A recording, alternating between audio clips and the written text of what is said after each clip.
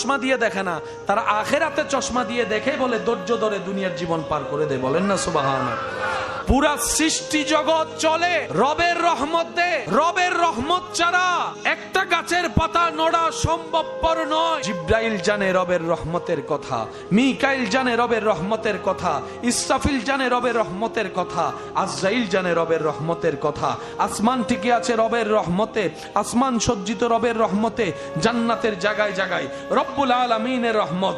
আরশ টিকে আছে রবের রহমতে, কুল কায়নাত রবের রহমতে। সূর্যের উঠা রবের রহমত, সূর্যের ডুবা রবের রহমত, বাতাস প্রবাহিত হওয়া রবের রহমত। শুধু তাই নয়, মানুষ দেখে কি দিয়ে? কিন্তু অনেক মানুষ দেখবেন চোখ আছে কিন্তু দেখে না। আসলে আমরা চোখ দিয়ে দেখি না, রবের রহমত দিয়ে দেখি। আমরা কান দিয়ে কেউ শুনি না, অনেকের কান আছে কিন্তু শুনেই না। শোনাটাও রবের রহমত। চোখে দেখতে পাওয়া রবের রহমত, কানের শোনাটা রবের রহমত, হাঁটতে পারা রবের রহমত, বসতে পারা রবের রহমত, ক্লান্ত শরীর নিয়ে বিছানায় শোয়ার পরে হঠাৎ করে ঘুম চলে আসা রবের রহমত। সেই অবচেতন মনে ঘুমের জগতে ডান কাত বাম কাত হয়ে আবার সকালবেলা উঠে সূর্যের আলো দেখা রবের রহমত। নিঃশ্বাস নেওয়া রবের রহমত, নিঃশ্বাস ফেলা রবের রহমত, খাবার খাওয়া রবের রহমত, ডোক গিলাটা রবের রহমত, পেটে যাওয়াটা রবের রহমত, খাবার হজম হওয়া রবের রহমত, শরীরের হার্টবিটের প্রত্যেকটা ছন্দ রবের রহমত, সকালের সূর্য ওঠা রবের রহমত, সন্ধ্যাবেলা ডুবিয়ে যাওয়া রবের রহমত, চন্দ্র রবের রহমত, বাতাস রবের রহমত, আকাশ রবের রহমত, জমিন রবের রহমত, সাগরের প্রতিটা ঢেউয়ে ঢেউয়ে রবের রহমতের জানান দেয় সুবহানাল্লাহ। গাছের ফলের মধ্যে রবের রহমত, ফলের স্বাদের মধ্যে রবের রহমত। আপনার আমার বুপে দেওয়া একটা বীজ গাছে রূপান্তর হয়ে ফল ধরা রবের রহমত। এবার সে রহমতের নাম তো শুনেছি, দেখার সুযোগ কখনো। এবার আমরা সবাই মিলে রবের দরবারে ফরিয়াদ রাখলাম, আল্লাহ তোমার রহমতের নাম শুনেছি, কিন্তু এটা দেখতে কেমন আমরা তো দেখি নাই। রব বলে, জগৎবাসী সৃষ্টি লগ্ন থেকে আমি রবের রহমতের কথা শুনেছে কিন্তু দেখার সুযোগ আমাদের নবীজিকে পাঠিয়ে ওয়ামা আরসালনাকা ইল্লা রাহমাতাল লিল আলামিন বলে রব জানান দিয়েছেন, হে আমার সৃষ্টি জগৎ, আমি রবের রহমতের একটু ধরন যদি তোমরা দেখতে চাও, নবী রাহমাতুল লিল আলামিনের দিকে দেখো। সুবহানাল্লাহ। নবী রাহমাতুল লিল আলামিনের দিকে দেখা, আমি রবের রহমতের একটা আকার দেখা হয়ে যাবে। বলেন না সুবহানাল্লাহ। আল্লাহ তাআলা আমাদের নবীকে বিশ্ববাসীর জন্য, বিশ্বজাহানের জন্য রহমত বানিয়েছেন। নবী হননি, আল্লাহ বানিয়েছেন। ইন্না আ'তাইনাকাল কাউসার, নবী চাই নাই, আল্লাহ দিয়েছেন। নবী নিজে থেকে আসার টাইম নির্ধারণ করে নাই, আল্লাহ নিজে করেছেন। ইমামুল আম্বিয়া আল্লাহ নিজে বানিয়ে দিয়েছেন। সমস্ত নবীদের সরতাজ আমাদের নবীকে আল্লাহ নিজেই বানিয়ে দিয়েছেন। মেরাজের ভ্রমণ আল্লাহ নিজেই করিয়েছেন। বোরাক নবীর জন্য আল্লাহ নিজেই পাঠিয়েছেন। আল্লাহ তাআলার সমস্ত সৃষ্টিতে যাকে আল্লাহ সবচাইতে বেশি জ্ঞানী, আজমত ওয়ালা, রিফত ওয়ালা, তাজিম ওয়ালা, সম্মান ওয়ালার আসন দান করেছেন আল্লাহ, তিনি হচ্ছেন আপনার আমার নবী রাহমাতুল লিল আলামিন। সুবহান। সৃষ্টিতে আপনার আমার নবীর চাইতে বড় সম্মানী আর কেউ? সৃষ্টিতে সবচাইতে সম্মানী আল্লাহ বানিয়েছেন কাদের নবীকে? সৃষ্টিতে আল্লাহ তাআলা সবচাইতে জ্ঞানী যাকে বানিয়েছেন তিনি কাদের নবী? আল্লাহ আমাদের নবীকে যা দিয়েছেন, যতটুক দিয়েছেন, এমন আর কাউকে কখনো, সব দিকে যিনি সর্বশ্রেষ্ঠ ইউনিক সৃষ্টিতে, তিনি হচ্ছেন আপনার আমার নবী রাহমাতুল লিল, যার তারিফ বাড়িয়ে দিয়েছেন স্বয়ং রব্বুল আলামিন। হালিমা যখন আপনার আমার নবীর চেহারা মোবারকের দিকে নজর দিলেন, নজর দেওয়ার সাথে সাথে সেই নজরের আলোটা আপনার চোখের মধ্যে সীমাবদ্ধ না হয়ে দিলের মধ্যে নাড়া দিয়ে বসলেন, নাড়া দিয়ে বসলেন, দিলের মধ্যে নাড়া দিয়ে বসলেন। আর আপনার নবী আমার নবী রাহমাতুল লিল আলামিন হালিমার দিকে তাকায় একটা তাবাসসুম মুস্কি হাসি দিয়ে হয়তো জানান দিলেন, হালিমা তারা আমাকে নেয় নাই নয়, আমি মুস্তাফা চাই নাই তাদের কাছে, আমি মুস্তাফা তাদের কাছে চাই নাই, আমি মুস্তাফা তোমার জন্য অপেক্ষা করতেছি। ওনারা আমাকে নেয় নাই, এমন বাপের ফুট দুনিয়াতে আসেনি নবীরে ক্যান্সেল করবে। নবী বলে যে তারা আমাকে নেয় নাই নয়, আমি তাদের কাছে যাই নাই। আমাদের নবী যখন দুনিয়াতে আসছিলেন তখন একটা নিয়ম ছিল, বাহিরের মহিলারা এসে আরবের সন্তানদেরকে দুধ পান করার জন্য নিয়ে যেত। নবীজিকে নিয়ে গেলেন কে? মা হালিমা বলেন। উনি কি একা আসছিলেন নাকি আরো অনেকে আসছিল? কিন্তু নবীজিকে ওরা নিতে চায় নাই। যখন শুনেছে বাবা নাই আর নিতে চায় না। এই নোংরা চিন্তা এখনো পর্যন্ত আমাদের সমাজে অনেক জায়গায় আছে। নবীজির আব্বা না থাকার কারণে সবাই দুনিয়াবি যে চিন্তা সেটাই করেছে, ভালো হবে তো যেখানে আছে টাকা সেখানে দৌড়াইছে। সবাই সবারটা নিয়ে প্রস্তুত চলে যাওয়ার জন্য। বাকি ছিলেন হালিমা। হালিমা কেন বললাম একটু পরে, জিনিসটা ক্লিয়ার হবে। গেলেন নবীজির দরবারে, দরজা খোলা হলো, খবর পেয়েছে উনি ছাড়া আর কেউ। তো উনি দেখতে চাইলেন যার কেউ যেহেতু নাই, সব ভালো ভালো তো ওরা নিয়ে গেছে, এটাই বাকি আছে। হালিমা যখন নবী রহমাতুল্লিল আলামিনের চেহারা দেখলেন, ছোট্ট নিষ্পাপ বাচ্চারা এমনিই সুন্দর হয়, কারণ তাদের চেহারায় গুনার কোনো ছাপ থাকে। মাসুম বাচ্চা যে কারো হোক সুন্দরই হয়। এখানে কথা চলছে ইমামুল আম্বিয়া নবী রহমাতুল্লিল আলামিনের। এখন হালিমা দেখছেন মেরাজের দুলা যে হবে একদিন। এখন হালিমা দেখছেন সচক্ষে ওনাকে, যার চেহারা সম্পর্কে রব্বুল আলামিন কোরআনে বলবে ওয়াদ্দুহা। নবীকে নেয় নাই, এটা সুন্দর নাকি নবী যায় নাই? আমাদের নবীকে নেয় নাই, শুনতে সুন্দর। আমাদের নবী যায় নাই, আল্লাহ ওদের কাছে আমাদের নবীকে দেয়ই নাই, আল্লাহ নবীকে রেখে দিয়েছেন হালিমার জন্য। এবার মা হালিমা যখন দেখলেন, বলে যে আমার এটাই লাগবে, এটাই লাগবে। হালিমা বলে আমার এই আঁখে, এই চোখে আমি অনেক দেখেছি, কিন্তু এই রকম আমি হালিমা জীবনে প্রথম দেখতেছি। আমি হালিমার চোখ অনেক দেখেছে, এটার মতো দেখে নাই, এটার মতো দেখে নাই। আলা হযরত বলছেন লাম ইয়াতি নাযীরু কাফি নাজরিন মিসলে তুনা শুদ পায়দা জানা। সুবহানাল্লাহ। মা হালিমা বলে আমার এটা লাগবে, ওনাকে লাগবে। ওই লেনদেনের হিসাবটা করি, কয় এগুলার আর হিসাব করা লাগবে না, এটাই আমার দিল জয় করে ফেলছে। এবার মা হালিমা রওনা দিলেন। আমরা সবাই জানি ওনার বাহনটা ছিল অসুস্থ এবং দুর্বল, আসতে ওনাদের পরে এসেছেন, যাওয়ার সময় ওনাদের আগে গিয়ে বাড়িতে পৌঁছায় গিয়েছেন।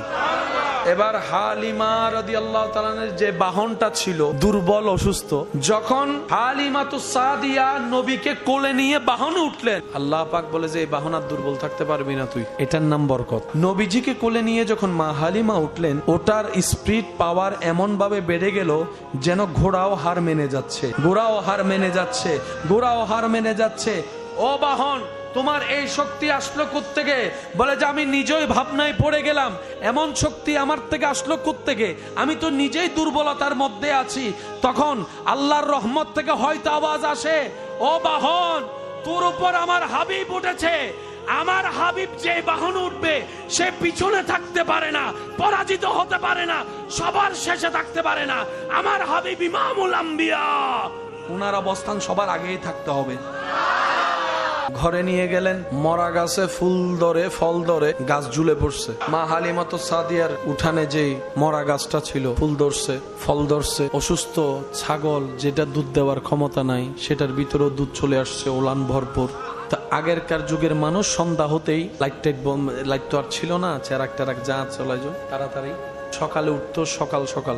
এখনো হয়তো আপনাদের গ্রামে অনেক মানুষ এরকম। এই অভ্যাসটা ধরে রাখার চেষ্টা করবেন, সুস্থ থাকার জন্য এটা সবচেয়ে বড় একটা এফেক্টিভ, উপকারী। তাড়াতাড়ি ঘুমানো, সকালে তাড়াতাড়ি। নবী রহমাতুল্লিল আলামিনকে মা হালিমাতুস সাদিয়া নেওয়া যাওয়ার পরে আপনার সমস্ত কিছুতে শুধু বরকত আর বরকত, বরকত আর বরকত, বরকত আর বরকত। তো মা হালিমার ঘরের এই যে হঠাৎ পরিবর্তনটা, এটা সবার নজরে আসা শুরু করলো। কিরে হালিমা, তোমার ঘরের সামনে তো গাছটা তো মৃত দেখেছিলাম, এখন তো দেখি একদম ফুলে ফলে ভরপুর হয়ে আছে। হালিমা গো, তোমার ঘরে যে ছাগলগুলো আছে, বকরিগুলো আছে, এগুলার মধ্যে কেমন যেন একটু নাদুস নুদুস ভাব চলে আসলো, ওলানের মধ্যে আপনার দুধ চলে আসলো, ব্যাপার কি? সব কিছুকে এক সাইডে রেখে ওরা যখন মা হালিমার ঘরকে অবজার্ভ করতে লাগলেন, একদিন সকালবেলা মা হালিমাকে গিয়ে বলেন, হালিমা গে, ঘরে কি নতুন কোনো বাতি আনছোস? তোমার ঘরে কি নতুন কোনো বাতি লাইট আসছে? বলে যে না, যা ছিল তাই আছে। বলে যে না, সারা রাত আমরা দেখেছি তোমার ঘরের জানলা দিয়ে এক অসম্ভব সুন্দর আলো ঝিকঝিক চমকাচ্ছে, চমকাচ্ছে, চমকাচ্ছে।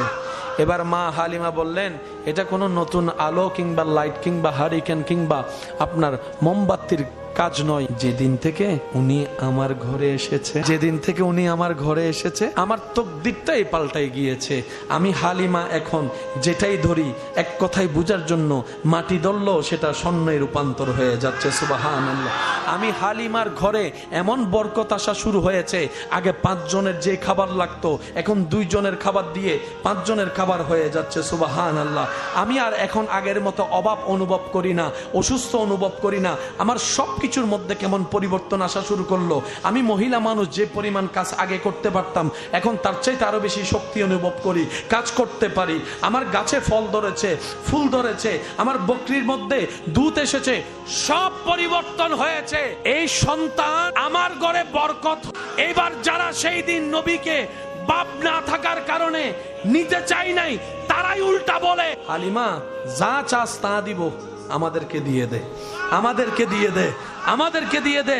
মা হালিমা বলে, জগৎ দিল আর দিতে রাজি না, এটা আমার কাছেই থাকবে। আল্লাহ পাক বলে, হালিমা তুমি যেহেতু আমার নবীরে নিছো, আমি আল্লাহ তোমাকে নিয়ামত থেকে বঞ্চিত করব না। নাম সুনাম প্রশংসা সবার চাই কি চাই না? সবারই চাই। ওই দিন মক্কায় কি শুধু মা হালিমা গিয়েছেন নাকি আরো অনেক গিয়েছেন? কারণ নাম কি জানা আছে, কিন্তু একজনের নাম গিয়েছে অনেকজন, চেনাও নাই, নামও নাই, নিশানাও নাই। আজ পর্যন্ত উম্মতের জবানে জবানে হালিমার নাম শোনা যাচ্ছে। নবী বলে, আপনি আমাকে দুগ্ধ পান করিয়েছেন, আমার উম্মত আপনাকে আজীবন সম্মান করবে, আজীবন তাজিম করবে। নবী বলে, হালিমা বলিও না, মা হালিমা বলো, মা হালিমা বলো, মা হালিমা বলো। এবার নবীকে নিয়ে আসার কারণে আমার নবী বলে, আমি কারো ঋণ বাকি রাখি না, আমি কারো ঋণ বাকি রাখি না, কারো ঋণ বাকি রাখি না। আজকে থেকে আপনার নাম মা হালিমাতুস সাদিয়া। বাকি মনে রাখবেন, এটা আল্লাহ এবং রসুল কারো জিনিস বাকি রাখেন। আমাদের কাজে তো একটু হলো দেরি হয়। নগদ বলতে কোনো শব্দ, দোকান থেকে কিছু নিল, দোকানদার টাকা ফেরত দিতে গেল, কিংবা আপনি পকেট থেকে, এই 2 সেকেন্ড 5 সেকেন্ড তো লাগেই। আল্লাহ এবং রসুলের কাজে 1 সেকেন্ডও বাকি রাখে না। তো যেখানে নগদ, একদম নগদ পাওয়া যায়, এটা হচ্ছে আল্লাহ এবং রসুলের দরবার। কিন্তু আমরা বোকা ব্যবসায়ী, তো ব্যবসা করতে জানি না, সেজন্য যেখানে বাকি হয় সেখানে দৌড়াই, যেখানে কোনো ফল নাই সেখানেই দৌড়াই, যেখানে কোনো লাভ নাই সেখানেই দৌড়াই, যেখানে লাভ ভরপুর সেখানে আপনার আমার অবস্থান নাই। সেটার হাজার প্রমাণের একটা বাস্তব প্রমাণ, নোংরা অন্যায় কাজে খুব দ্রুত আমরা যাই, যেখানে কোনো বাঁধা নাই। নেককার ভালো কাজে বাঁধা আর বাঁধা, বাঁধা আর বাঁধা। যে কোনো একটা খারাপ কাজ হবে, সবাই মিলে সহযোগিতা করবে। একটা মসজিদ বানানোর কথা বললে, এটা আমাদের অধপতন, আমাদের ব্যর্থতা, আমাদের কমতি, আমাদের দুর্বলতা। কথা বলেন ঠিক কিনা? ভালো কাজে আমরা থাকতে পারি।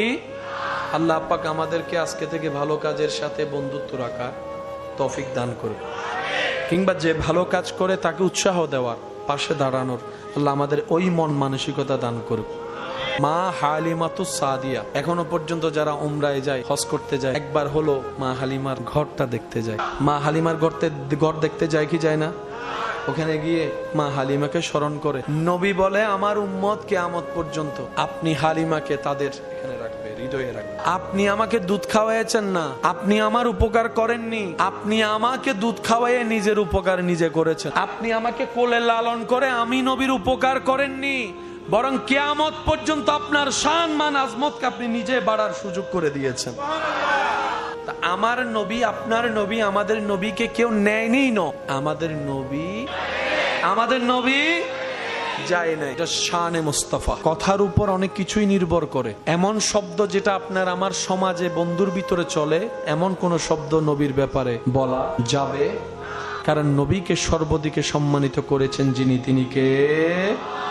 দুনিয়ার প্রফেশনে বয়স যত বাড়ে, দাম, সম্মান, মূল্যায়ন, মর্যাদা তত কমে। কিন্তু একটু ঠান্ডা মাথায় খেয়াল করলে দেখবেন, আল্লাহ রাস্তায় যারা চলে, যারা থাকে, খেদমত করে, ওনাদের বয়স যত বাড়ে সম্মানও বাড়ে। দিনের রাস্তায় যারা কাজ করে, যারা বয়স যত বাড়ে দামও বাড়ে, মূল্যায়নও বাড়ে, ইজ্জতও বাড়ে, সম্মানও বাড়ে। কিন্তু দুনিয়ার রাস্তায় যারা কাজ করে, তাদের দেখবেন বয়স শেষ, পাওয়ার শেষ, বয়স শেষ, চাকরি শেষ, বয়স শেষ, ব্যবসা শেষ, বয়স শেষ, ক্ষমতা শেষ, বয়স শেষ, শেষ শেষ, নিজের গড়ে দাম মূল্যায়নও আল্লাহ রাস্তায় যারা কাজ করে, যেমন আপনাদের এলাকার মসজিদের ইমাম খতিব যারা ছিলেন, বয়সের কারণে এখন নামাজ পড়াতে সময় দিতে পারেন, এখনো পর্যন্ত সেই ইমাম খতিব যদি মসজিদে আসে, রানিং যিনি ইমাম খেদমতে আছেন উনি একবার বলবে, হুজুর যিনি 3 বছর আগে খেদমত ছেড়েছেন, শরীরের জন্য পারে না, উনিও যদি মসজিদে আসে, এলাকার মুরব্বীরাও বলবে, হুজুর আপনি আসছেন, দেখে মনটা খুশি হয়ে গেছে, আজকে আপনি পড়ান। ইমাম সাহেবে বলবে আপনি পড়ান, মুয়াজ্জিন সাহেবে বলবে আপনি পড়ান। আমার সমাজে পৃথিবীতে টিকার জন্য আপনার সাপোর্টের দরকার আছে, আবার আপনার জন্য আমার সাপোর্টের দরকার আছে। পুরা মাহফিলটা আছে, শ্রোতা আছে ভরপুর, আলোচক একজনও নাই, হবে? আলোচক এসে বসে আছে, শ্রোতা নাই, হবে? আপনারা সবাই আসছি, মাইক হলো আসে নাই, লাইট হলো আসে নাই, হবে? সবাই মিলে একটা মাহফিল, কারো অবদান কম, সবার পার্টিসিপেট আছে, আপন আপন জায়গায় আপন আপন দৃষ্টিতে যতটুকু সম্ভব। এই পৃথিবীতে আপনার আমাকে দরকার, আমার আপনাকে দরকার, আপনার থেকে আমার, আমার থেকে আপনার, কেউ কাউকে ছাড়া চলতে পারে? এই পৃথিবীর সব মানুষের একটা প্রশংসার দরকার আছে না নাই? উৎসাহের জন্য একটা প্রশংসার দরকার আছে না নাই? ভালো রেপুটেশনের জন্য একটা প্রশংসার দরকার আছে না নাই? আপনার আমার সবার এই দুনিয়ায় যে কেউ হো XYZ প্রশংসার দরকার আছে। আমার প্রশংসা আপনি করলে আপনার কারণে আমি দামি, আমার প্রশংসা যদি আপনি করেন আপনার বলার কারণে যাদের সামনে বলেছেন তাদের সামনে আমি দামি হয়েছে। আমি যদি আপনার প্রশংসায় জবান খুলি, আমার প্রশংসার কারণে আপনি দামি হচ্ছেন, আমার প্রশংসায় আপনি দামি, আপনার প্রশংসায় আমি দামি। আল্লাহ তাআলা আমাদের নবীকে সৃষ্টিতে এমন ভাবে সম্মান দান করে, ওয়ারাফানা লাকা যিকরাকের আসনে দান করেছেন।